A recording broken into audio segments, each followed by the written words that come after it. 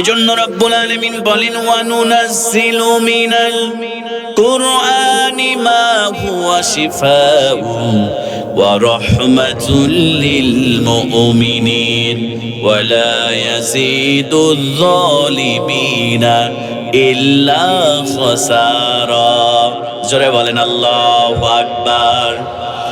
আল্লাহ রাব্বুল আলামিন বললেন বান্দারে শোনো শোনো, সূরাতুল বানী ইসরাঈল 82 নম্বর আয়াত রব্বুল আলামিন ঘোষণা করলেন এমন একটি কিতাব আমি তোমাদের জন্য নাজিল করলাম, এমন একটি কোরআন আমি তোমাদের জন্য নাজিল করলাম।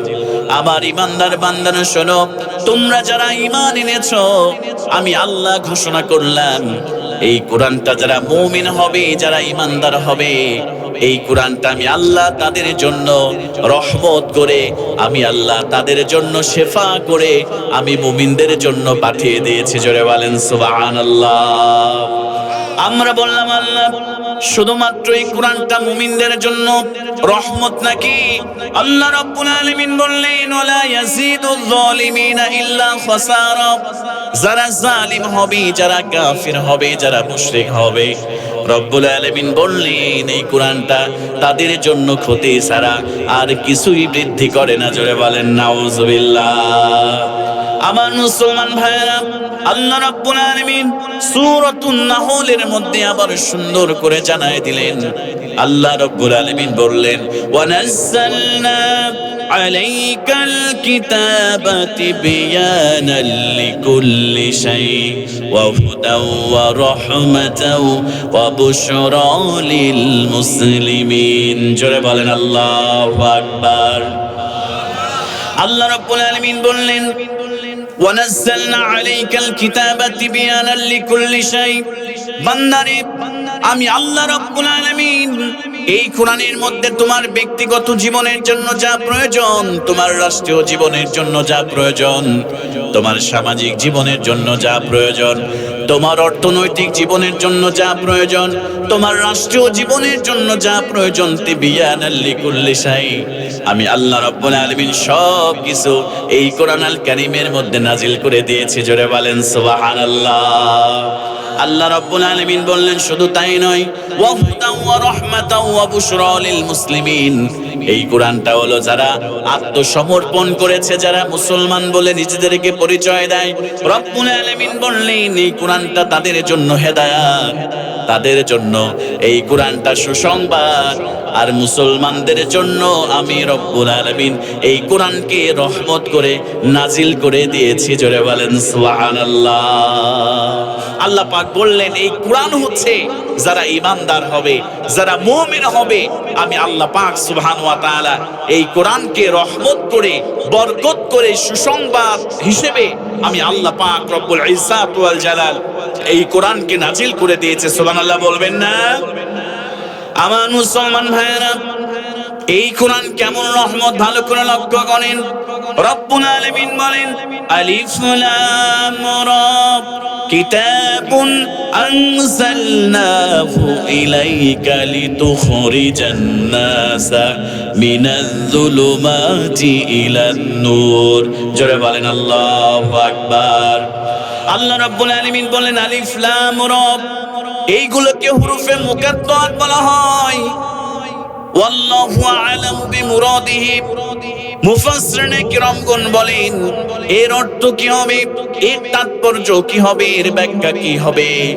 মুফাসসিরিনে কিরামগণ বলেন এইটা মহান রব ছাড়া আর দুনিয়ার কোনো মানুষ জানে না। জোরে বলেন সুবহানাল্লাহ। আল্লাহ রাব্বুল আলামিন বললেন কিতাবুন আনজালনাহু ইলাইকা লিতুখরিজান নাসা মিনাজ-যুলুমাতি ইলান নূর। আমি আল্লাহ এই কোরআন দিয়েছি মানুষদের জন্য, মানুষদেরকে আমি বের করতে চাই।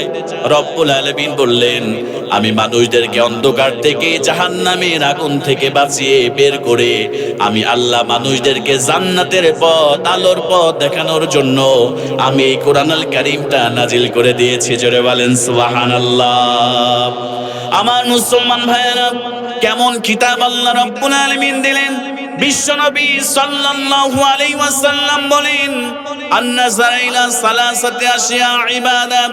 আল্লাহ নবী বললেন এই পৃথিবীতে তিনটা জিনিস এমন রয়েছে, সবাই বলেন কয়টা? আর একটু জোরে বলেন তো কয়টা? বিশ্বনবী সাল্লাল্লাহু আলাইহি ওয়াসাল্লাম বললেন, এই পৃথিবীতে তিনটা জিনিস এমন রয়েছে যার দিকে নজর করলে রব্বুল আলামিন ওই ব্যক্তির আমলনামায় সওয়াব লিপিবদ্ধ করে দেয়। জোরে বলেন সুবহানাল্লাহ। সাহাবায়ে কেরাম বললেন, ইয়া রাসূলুল্লাহ, ইয়া হাবিবাল্লাহ, কোন তিনটা জিনিসের দিকে নজর করলে তাকালে সওয়াব? বিশ্বনবী সাল্লাল্লাহু আলাইহি ওয়াসাল্লাম বললেন, আন-নাযর ইলাল কাবা, আল্লাহর কোন বান্দা, আল্লাহর কোন বান্দি যদি মক্কায় গিয়ে কাবার দিকে নজর করে, আল্লাহর নবী বললেন ওই কাবার দিকে নজর করার কারণে রব্বুল আলামিন তার চোখের সগীরা গুনাহ মাফ করে দেয় আর তার আমলনামায় সওয়াব দিয়ে দেয়। জোরে বলেন সুবহানাল্লাহ। এরপরে বিশ্বনবী সাহাবায়ে কিরাম বললেন, ইয়া রাসূলুল্লাহ, দুই নম্বরে কোনটা? বিশ্বনবী সাল্লাল্লাহু আলাইহি ওয়াসাল্লাম বললেন, ওয়া মা সাবিরা আন-নাযর ইলাল ওয়ালিদাইন, আল্লাহর কোন বান্দা বান্দি, কোন সন্তান যদি তার মায়ের দিকে নজর করে। ও মুসলমান কলিজার টুকরা প্রিয় ভাইরা, যাদের আব্বা আম্মা বেঁচে আছে, বিশ্বনবী বললেন যদি কোন সন্তান তার মায়ের দিকে নেক নজরে তাকায়, আল্লাহ রাসূল বললেন ওই সন্তানের আমলনামায় একটা কবুল হজের সওয়াব লেখা হয়। যারা বলেন সুবহানাল্লাহ। আল্লাহ রাসূলের একজন সাহাবী বললেন, ইয়া রাসূলুল্লাহ, যদি কেউ 10 বার তাকায়, বিশ্বনবী বললেন 10টা কবুল হজের সওয়াব হয়। আল্লাহ নবীর একজন সাহাবী আবার বললেন, ইয়া রাসূলুল্লাহ, যদি 100 বার কেউ নজর করে, আল্লাহ রাসূল বললেন যদি কোনো সন্তান তার মায়ের দিকে, বাবার দিকে 100 বারও নজর করে, তার আমলনামায় আল্লাহ 100টা কবুল হজের সওয়াব দিয়ে দেয়। জোরে বলেন সুবহানাল্লাহ।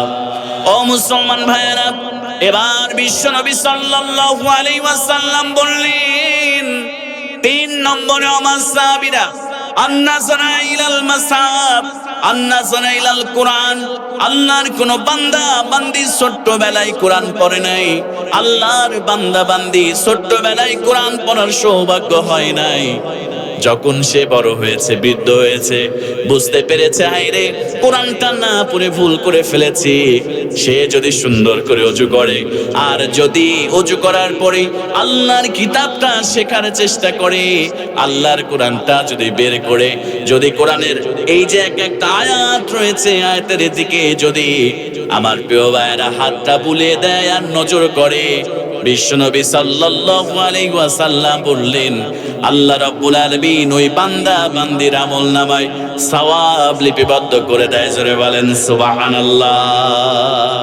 আমার প্রিয় ভাইয়েরা, তাহলে 1 নম্বর রহমত আল্লাহ কোরআন দিয়েছে। এই কোরআন পেয়ে আমরা খুশি নাকি বেজার? আওয়াজ দিয়ে বলেন না, খুশি না বেজার?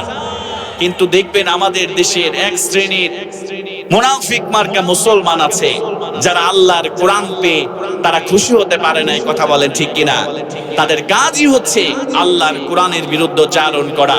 ও মুসলমান ভাইয়েরা, স্পষ্ট ভাষায় একটি কথা বলতে চাই, যারা কোরআনের বিরুদ্ধে চারণ করে, আল্লাহ পাক সুবহানাহু ওয়া তাআলা তাদেরকে আবু জেহেলের মতো, আবু লাহাবের মতো, উতবা, শাইবা, ওয়ালিদ ইবনে মুগিরার মতো এই দুনিয়া থেকে লাঞ্ছনার সহিত বিদায় করবে। কথা বলেন ঠিক কিনা?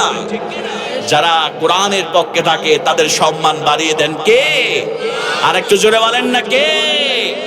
দেখবেন বাংলাদেশে একজন কোরআনের ধারক বাহক ছিলেন, যার তাফসীর শুনলে আমাদের কলিজাটা ঠান্ডা হয়ে যেত। কথা বলেন ঠিক কিনা? আল্লামা মরহুম দেলার হোসেন সাইদি রহমাতুল্লাহি আলাইহি, দেখেন 2টা বছরও পার হয় নাই, জালিম শাসক তাকে হত্যা করে ফেললেন। হত্যা করার পরে আল্লাহ পাক তার সম্মান, তার ইজ্জতকে আল্লাহ পাক এত গুণ বাড়ায় দিলেন। আমরা দেখেছি কয়েকটা মাস আগে বাংলাদেশের এমন কোনো মোড় ছিল না, এমন কোনো জায়গা ছিল না যেই জায়গায় আমাদের প্রাণপ্রিয় আল্লামা সাইদি হুজুরের ওয়াজ বাজে নাই। কথা বলেন ঠিক কিনা? এই সম্মান দিয়েছেন কে? কারণ তিনি কোরআনের কথা বলেছেন, আল্লাহর জমিনে আল্লাহর দ্বীনকে প্রতিষ্ঠিত করার কথা বলেছেন। কথা বলেন ঠিক কিনা? তার মৃত্যুতে সারা বাংলাদেশে যেন যারা তার দলের কর্মীরা তারাও কেঁদেছে, বৃদ্ধ আবাল বনিতা ছোট বড় সবাই চোখের পানি ফেলেছে, কথা বলেন ঠিক কিনা? আজকে দেখবেন খেয়াল করে বাংলার জমিনে যারা আল্লাহর কোরআনকে স্তব্ধ করতে চেয়েছিল, যারা আল্লাহর কোরআনকে নিভে দিতে চেয়েছিল, আজকে তাদের জন্য আজকে তাদের ফাঁসির রায় কার্যকর হওয়াতে বাংলার জনগণ আলহামদুলিল্লাহ বলেছে, কথা বলেন ঠিক কিনা?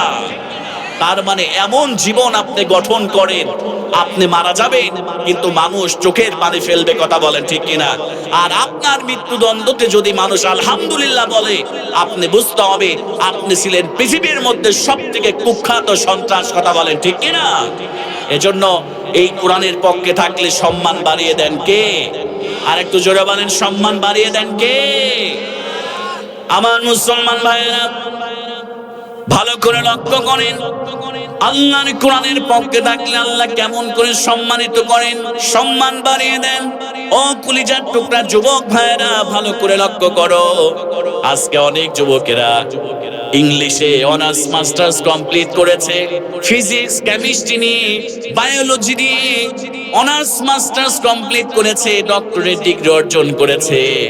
অনেক যুবকেরা ডক্টরেট ডিগ্রির পাশাপাশি ভালো একটা জব করে, কিন্তু আল্লাহর কোরআন পড়ার সৌভাগ্য তাদের হয় না। আমার যুবক ভাইরা, জীবনে যত ডিগ্রি তুমি অর্জন করো না কেন, জীবনে যত ডিগ্রি তুমি অর্জন করেছো, এই সমস্ত ডিগ্রির ব্যাপারে আল্লাহ কিয়ামতের দিন তোমারে জিজ্ঞেস করবে না। আল্লাহ রব্বুল আলামিন কিয়ামতের দিন তোমারে জিজ্ঞেস করবে, বান্দারে আমি যে কোরআনটা তোমাকে দিয়েছিলাম, এই কোরআনটা তুমি পড়েছো কিনা, সেই অনুযায়ী আমল করেছো কিনা? আল্লাহর কাছে এই জবাব আমাদেরকে দিতে হবে, কথা বলেন ঠিক কিনা? আজকে দেখবেন যুবকেরা আল্লাহর কোরআন পড়তে চায় না। আমার কলিজার টুকরা যুবকেরা, এই যে হাতে অ্যান্ড্রয়েড ফোন যুবকদের হাতে আছে না নাই?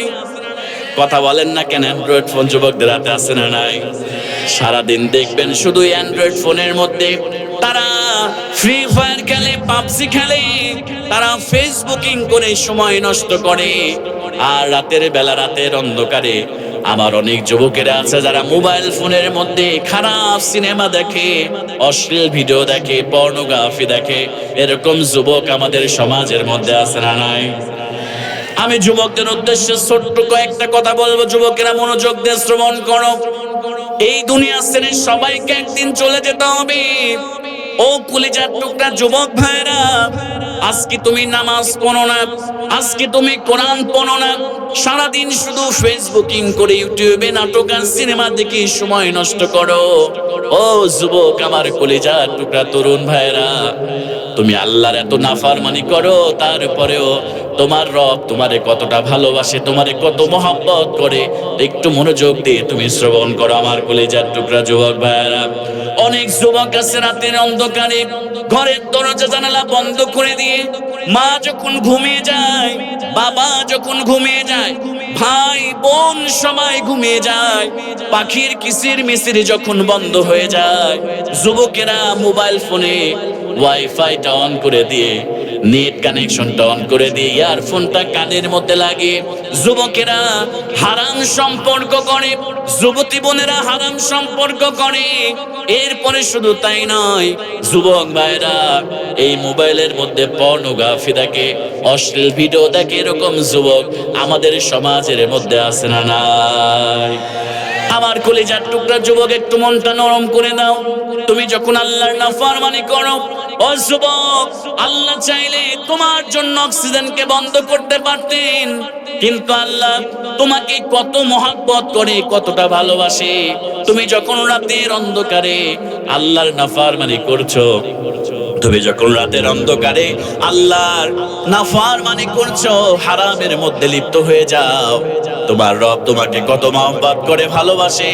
ওই জানালার ফাঁক ফোকর দিয়ে তোমার জন্য অক্সিজেনকে বন্ধ না করে, তোমার রব তোমার জন্য অক্সিজেনের ব্যবস্থা তোমার আল্লাহ তোমার জন্য করে দেয়। জোরে বলেন সুবহানাল্লাহ। আমার কলিজার টুকরা যুবক ভাইয়েরা, এজন্য মসজিদে মুয়াজ্জিন যখন 5 ওয়াক্ত আযান দিয়ে দেয়, সব কিছু ফেলে রেখে নামাজের জন্য যাও। মুয়াজ্জিন 5 বার হাইয়া আলাস সালাহ, হাইয়া আলাল ফালাহ বলে তোমাকে যখন আহ্বান ডাকে, আহ্বান করে মসজিদে নামাজের জন্য ডাকে, সমস্ত প্রকারের ব্যস্ততা ফেলে নামাজে চলে যাও। এই জন্য আল্লাহ রাব্বুল আলামিন এই কাজটা যদি করতে পারো, কোরআন যদি পড়তে পারো, নামাজ যদি 5 ওয়াক্ত পড়তে পারো, আমার কলিজার টুকরা প্রিয় ভাইয়েরা, আল্লাহ তোমাকে দুনিয়াতে সফলতা দান করবে আর পরকালে জান্নাত দিয়ে তোমাকে ধন্য করে দিবে। জোরে বলেন সুবহানাল্লাহ। আমার কলিজার টুকরা তরুণ এবং যুবক ভাইয়েরা, এই দুনিয়ার জীবন তো ক্ষণস্থায়ী, একদিন সবাইকে চলে যেতে হবে। আজকে আছি আমি আব্দুস সালাম পাবনা থেকে এসে আপনাদের সামনে কিছু কথা শেয়ার করছি। ও কলিজার টুকরা প্রিয় ভাইয়েরা, আমি যে এখান থেকে নেমে আমি যে আবার গাড়ি তুলতে বাড়িতে পৌঁছাইতে পারবো, এই নিশ্চয়টাকে আমি দিতে পারবো। অনেক যুবককে বললে, ভাই একটু নামাজ শুরু করো না, বলে হুজুর মাত্র তো বয়স 15 বছর, মাত্র তো বয়স 20 বছর, মাত্র তো বয়স 30 বছর, হুজুর আর কিছুদিন যাক, তারপরেই নামাজ পড়বো, তারপরেই রোজা করব, তারপরেই কোরআন পড়ব। এরকম কথা যুবকেরা বলে কি বলে না? কথা বলেন না কেন? বলে কি বলে না? ও যুবক, তুমি কি দেখো না তোমার মতো টকবকে যুবক রাস্তায় মোটরসাইকেল নিয়ে বের হয়েছে, রাস্তায় রোড অ্যাক্সিডেন্ট করে সেই দুনিয়া থেকে বিদায় নিয়েছে। আল্লাহ পাক বলেছেন ফাইজা জাযালুহুম লা ইস্তাকিরুনা সাআতা ওয়া লা ইস্তাকদিমুন। আল্লাহ পাক বলছেন যে মৃত্যু নির্ধারিত টাইমে চলে আসবে। তোমার মৃত্যু কখন আসবে তুমি সেইটা বোঝো না, তুমি সেইটা জানো না। এজন্য মৃত্যুর প্রিপারেশন তুমি সব সময় সদা সর্বদা রাখো। তুমি নামাজ পড়ো, কোরআন পড়ো, তোমার জীবনটাকে সুন্দর করে দিবে একজন। আওয়াজ দিয়ে বলেন না তিনি কে?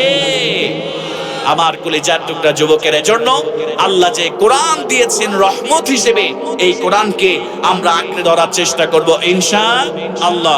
আল্লাহ পাক সুবহানাহু ওয়া তাআলা কোরআন দিয়ে আমাদের জীবনকে পরিচালনা করার তৌফিক আল্লাহ পাক যেন দান করেন। আমরা সকলেই পড়ি আল্লাহুম্মা আমিন। তাহলে প্রিয় ভাইরা, 1 নম্বর যে রহমত আল্লাহ পাক আমাদের জন্য দিয়েছেন, সবাই একটু আওয়াজ দিয়ে বলেন তো সেটার নাম কি? আর একটু জোরে বলেন সেটার নাম কি? এই কোরআনকে আঁকড়ে ধরবো তো ইনশাআল্লাহ। জীবনের প্রত্যেকটা ক্ষেত্রে আল্লাহর কোরআনকে গ্রহণ করবো তো ইনশাআল্লাহ। আল্লাহ পাক কবুল করুন। আমরা সকলেই পড়ি আল্লাহুম্মা আমিন।